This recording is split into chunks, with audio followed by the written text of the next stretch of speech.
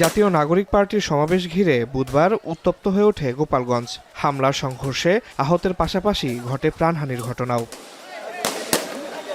সচিবালয়ে এই বিষয়ে সাংবাদিকদের প্রশ্নের মুখোমুখি হন স্বরাষ্ট্র উপদেষ্টা। বলেন, গোপালগঞ্জে এত বড় ঘটনা ঘটবে সেই তথ্য গোয়েন্দাদের কাছে ছিল না। সাংবাদিকদের তিনি বলেন, এই ঘটনায় যারা জড়িত সবাইকে আইনের আওতায় আনা হবে। এখানে কোনো রাজনৈতিক পরিচয় দেখা হবে না বলেও জানান স্বরাষ্ট্র উপদেষ্টা।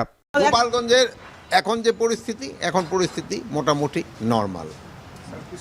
আর গতকালে যে ঘটনা ঘটছে ওটা তো আপনারা সবাই মিডিয়ায় দেখছেনই। গোয়েন্দাদের তো তথ্য ছিল, বাট এত পরিমাণ যে হবে ওই তথ্যটা হয়তো ছিল না। আমরা তো নির্দেশনা দিছি ওখানে ভবিষ্যতে যেন এই ধরনের ঘটনা না ঘটে এই জন্য সব ধরনের প্রিকশন নেওয়া হবে।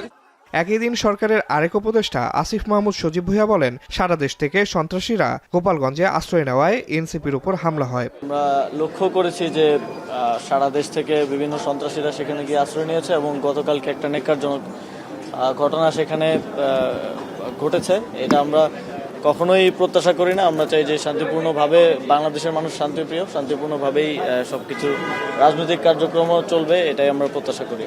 এদিকে গোপালগঞ্জে সংঘটিত সহিংস ঘটনার তদন্তে একটি উচ্চ পর্যায়ের তদন্ত কমিটি গঠন করেছে অন্তর্বর্তীকালীন সরকার। গঠিত তদন্ত কমিটির আহ্বায়ক হিসেবে দায়িত্ব পালন করবেন স্বরাষ্ট্র মন্ত্রণালয়ের সিনিয়র সচিব নাসিমুল গনি। গোপালগঞ্জ নিয়ে আজকে ক্যাবিনেটে বিস্তারিত আলোচনা হয় এবং ক্যাবিনেটের আলোচনার পরে আপনারা অলরেডি জেনেছেন যে একটা প্রোব কমিটি করা হয়েছে।